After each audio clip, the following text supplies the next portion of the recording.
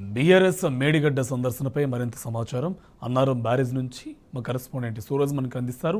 Suraj, good afternoon, updates ఏంటి? కార్తీక్, మనం ప్రస్తుతం మేడిగడ్డ బ్యారేజ్ దగ్గర ఉన్నాము. మేడిగడ్డ బ్యారేజ్ దగ్గర చిన్న సాంకేతిక కారణాల వల్ల కొంత ఈ పిల్లర్ నెంబర్ 20 కుంగిపోయిన విషయం తెలిసిందే.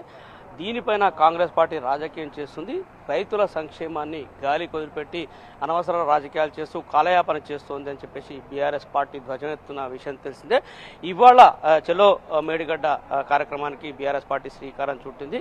కాంగ్రెస్ పైన ఈ రిపేర్ కోసం ఒత్తిడి తెచ్చే క్రమంలో ఇవాళ అంతా కూడా బీఆర్ఎస్ పార్టీ నాయకత్వం అంతా కూడా ఇక్కడికి వస్తున్న విషయం తెలిస్తే ప్రధానంగా కేటీఆర్, హరీష్ రావు, వినోద్ కుమార్ నేతృత్వంలో మొత్తం బీఆర్ఎస్ పార్టీ అంతా కూడా ఇవాళ ఇక్కడికి వస్తుంది. మరి కాసేపట్లోనే వాళ్ళంతా కూడా ఇక్కడికి చేరుకుంటారు. ప్రస్తుతం మనతో పాటుగా మాజీ ఎంపీ అలాగే planning commission vice chairman Vinod Kumar గారు ఉన్నారు. మరిన్ని వివరాలు వారిని అడిగి తెలుసుకుందాం.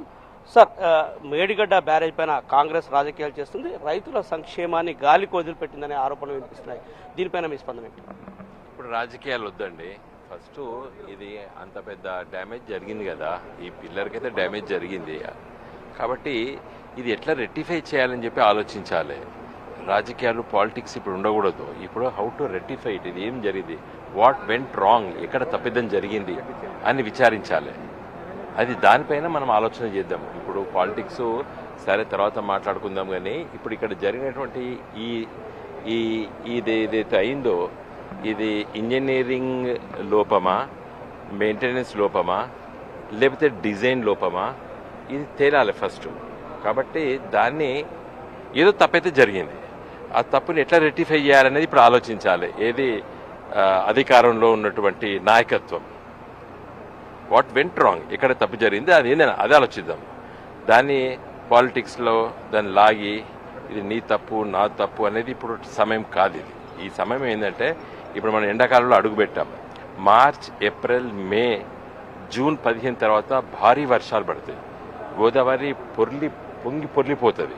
ఆ సమయం వరకు దీన్ని ఎట్లా కాపాడుకోవాలి, లేదా దీన్ని రిపేర్ చేయాలంటే మరి ఈ పిల్లర్స్కి ఒక కాఫర్ డ్యామ్ కట్టి నీళ్లు, గోదావరి నీళ్ళు, మిగతా పిల్లర్స్ అన్నీ బాగున్నాయి కదా. 86 పిల్లర్స్లో ఈ 2-3 ఖరాబ్ అయినాయి. తప్పనిసరిగా అంత నష్టం, అంత పెద్ద క్రాక్ వచ్చిందంటే ఏదో జరిగింది, సంథింగ్ వెంట్ రాంగ్. కాబట్టి ఈ కాఫర్ డ్యామ్ మట్టి పనులు చేసేసేసి నీళ్లు మరి గోదావరి పొర్లిపోతున్నప్పుడు మిగతా ఆ గేట్స్ ద్వారా పంపించేసి మళ్ళీ వచ్చేటువంటి వర్షాకాలం తగ్గిన తర్వాత మరి ఈ లోపం ఏంది, ఎక్కడ జరిగింది, మరి దీంట్లో మరి జియాలజికల్ వాళ్ళ రిపోర్ట్ కూడా చాలా అతి ముఖ్యం. ఎందుకంటే కుంగింది ఇది కుంగడం అంటే కారణము మరి ఇక్కడ భూమి యొక్క జియాలజీ ఏ విధంగా ఉన్నది. ఎందుకంటే ఈ ప్రాంతం మొత్తం కూడా బొగ్గుగనుల ప్రాంతం, గోదావరి పరివాహ ప్రాంతం. సంథింగ్ ఏదైనా జరిగిందా, లేకపోతే ఇంజనీరింగ్ డిజైన్లో తప్పు జరిగిందా, ఇది విచారణకు చేయవలసి ఉంటుంది. ఆ పని చేసుకుంటూ పోతూ దీన్ని సేఫ్ జోన్లోకి తీసుకెళ్ళాలి. అంటే ఇది మళ్ళీ ఇంకా నష్టం జరగకుండా ఎట్లయితే నా దృష్టిలో దీన్ని తీసేవలసిందే. ఇది 3-4 పిల్లర్లు తీసేసి మళ్ళీ పునర్నిర్మించవలసిందే. కాబట్టి ఇక్కడ ఏం జరిగింది, మరి అసలు కింద జియాలజీ ఎట్లుంది, భూమి అసలు ఎట్లుంది కింద, ఇవంతా కూడా స్టడీ చేయాలి. కాబట్టి నా దృష్టిలో మరి రాష్ట్ర ప్రభుత్వము రేవంత్ రెడ్డి గారి నాయకత్వాన ఉత్తమ్ కుమార్ రెడ్డి గారు ఇప్పుడు ఇరిగేషన్ మంత్రి గారు ఉన్నారు కాబట్టి ఆ డ్యామ్ సేఫ్టీ అథారిటీ వాళ్ళ ఒక ఆలోచనలు, తర్వాత నిపుణుల వాళ్ళ అభిప్రాయాలు తీసుకుందాము. కానీ వెంటనే ఈ కాఫర్ డ్యామ్ కట్టి ఫర్దర్ డ్యామేజ్ జరగకుండా.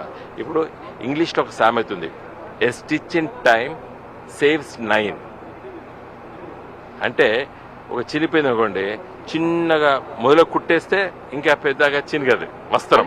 అంటే ఇప్పుడు ఎంతో ప్రజాధనం వెచ్చించి ఎన్నో వ్యయ ప్రదర్శనలు కోర్చి కట్టిన డ్యామ్ రిపేర్స్ కోసం కాంగ్రెస్ ప్రభుత్వం తాత్సారం చేస్తుందనే ఒక ఆరోపణ కూడా స్పష్టంగా వినిపిస్తుంది. అంతే వినిపించడు కాదండి, నిజం కదా. ఇప్పుడు 3 మాసాలు అయింది కదా, 3 మాసాల నుంచి వాళ్ళు ఇక్కడ పనులు చేయాలి కదా. ఒక ట్రాక్టర్ అవపడతలేదు, ఒక పొక్లేన్ అవపడతలేదు, ఒక పని దీన్ని ఎట్లా రక్షించాలని చెప్పి ఆలోచన అవపడతలేదు. కాబట్టి నేను వెంటనే మరి ఈరోజు ఉత్తమ్ కుమార్ రెడ్డి గారు స్టేట్మెంట్ ఇచ్చినట్టు సోషల్ మీడియాలో చూశాను నేను. ఇప్పుడే మేము వెంటనే పనులు చేపడతాం, దీన్ని హౌ టు ప్రొటెక్ట్ ఇయడం చూస్తామని అన్నారు కదా. అది చెయ్యాలి. ఎందుకంటే తెలంగాణ ఉద్యమం తర్వాతనే తెలంగాణ గోదావరి నది పైన బ్యారేజ్లో ప్రాజెక్టులు కట్టుకున్నాం. సమైక్య ఆంధ్రప్రదేశ్లో 75 సంవత్సరాల స్వతంత్ర భారతదేశంలో సమైక్య ఆంధ్రప్రదేశ్ 60 సంవత్సరాలు ఒకే ఒక ప్రాజెక్టు, ఎస్ఆర్ఎస్పి ప్రాజెక్టు పోచంపాడు కాడ కట్టిండ్రు. తెలంగాణ వచ్చిన తర్వాత ఎల్లంపల్లి కంప్లీట్ చేసుకున్నాం. సుందిల్లా, అన్నారం, మేడిగడ్డ, దీని కింద తుపాకులగూడెం, దాని కింద దుమ్మెగూడెం 5 కొత్తగా కట్టుకున్నాం. తెలంగాణ ప్రజలకి గోదావరి నీళ్ళని ఇవ్వాలనే ఒక సంకల్పంతో కేసీఆర్ గారు ఇన్ని ప్రాజెక్టులు కట్టిన దాంట్లో 2 బ్యారేజ్లు, ఇది మొత్తం ఈ బ్యారేజ్ విలువనే 3,500 కోట్ల రూపాయలట. దీనికి 3,500 కోట్ల రూపాయల లోపట 2 పిల్లర్లు నష్టం, అంటే దాదాపు 200-300 కోట్ల కంటే ఎక్కువ నష్టం కాదు ఇది. కాబట్టి ఇది తీసేసి మళ్ళీ కట్టుకుందాం, తప్పే ఉన్నది. మొత్తం 1,00,000 కోట్ల కాళేశ్వరమే అన్యాయమైనట్టు మాట్లాడుతున్నారు.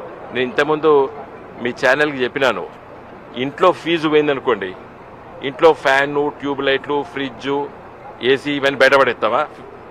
మళ్ళీ ఫ్యూజ్ చేసుకుంటావు, లేకపోతే ఎక్కడైనా ఎందుకు తెగుతుందని చూస్తాం, ఫ్యూజ్ ఎందుకు పోతుందని చూస్తాం. వాళ్ళు ఆరోపిస్తుంది తమ్మిడిహట్టి దగ్గర మీరు అనవసరంగా దీన్ని ఇక్కడ తరలించారు, మేము మళ్ళీ తమ్మిడిహట్టిని కడతామని చెప్పేసి కూడా వాళ్ళు అంటున్న పరిస్థితి, ప్రకటన కూడా చేసిన పరిస్థితి. అది చాలా తప్పండి. కాంగ్రెస్ పార్టీ వైఎస్ రాజశేఖర రెడ్డి గారి నాయకత్వాన డిజైన్ చేసిన ప్రాణహిత చెవెల తుమ్మిడిహట్టి దగ్గర కడతామని చెప్పి ఆ రోజు ఢిల్లీలో కేంద్రంలో మన్మోహన్ సింగ్ గారు ప్రధానమంత్రి, మహారాష్ట్రలో అశోక్ చవాన్ గారు ముఖ్యమంత్రి, ఆంధ్రప్రదేశ్లో కిరణ్ కుమార్ రెడ్డి గారు ముఖ్యమంత్రి. 3 దిక్కుల కాంగ్రెస్ పార్టీ అధికారంలో ఉన్నప్పటికీ కూడా వాళ్ళు పర్మిషన్ ఇవ్వలేదు మహారాష్ట్ర వాళ్ళు. తెలంగాణ వచ్చిన తర్వాత కేసీఆర్ గారు బొంబాయికి వెళితే ఫడ్నవీస్ గారు బీజేపీ ముఖ్యమంత్రి గారు ఏమన్నారంటే, మేము ఇవ్వము, కాంగ్రెస్ పార్టీ ముఖ్యమంత్రి ఉన్నప్పుడే ఇవ్వలేదు, నేను ఎట్లా ఇస్తాను అనుకుంటున్నారు మీరని చెప్పి ఫడ్నవీస్ గారు వాళ్ళతో చెప్పారు. కాబట్టి తుమ్మిడిహట్టి దగ్గర వాళ్ళు పర్మిషన్ ఇవ్వము అని స్పష్టంగా చెప్పారు. కాబట్టి ఇక్కడ ఎంపిక చేసుకున్నాం. అంటే ప్రధానంగా ఇప్పుడు రైతాంగం, తెలంగాణ రైతాంగం సంక్షేమం కోరితే కాంగ్రెస్ ప్రభుత్వం ఎట్లాంటి చర్యలతో ముందుకు పోవాల్సిన అవసరం ఉంది? మొత్తంగా కాళేశ్వరం ప్రాజెక్టును బదనాం చేసే ఈ కార్యక్రమాన్ని కాంగ్రెస్ ప్రభుత్వం తీసుకుంది. ఇది ఇంకా కొనసాగించే అవకాశాలు ఉన్నట్టుగా కూడా విశ్లేషకులు, రాజకీయ విశ్లేషకులు భావిస్తున్నారు. దీనికి పరిష్కారం ఎట్లా ఉందని మీరు భావిస్తున్నారు? మేము ప్రజల దగ్గరికి వెళ్తామండి. మేము ఇంత వచ్చి చూస్తాం, ఇలా ప్రాజెక్టు ఇట్లా నష్టమైంది, ఇట్లా కుంగిపోయింది, దీన్ని రిపేర్ చేయాలి చెప్తున్నాం. దాన్ని అంతకంటే ప్రజలకు చెప్తాము. నేను ఇంతకుముందు చెప్పినాకండి, ఇంట్లో ఫీజు పోతుంది,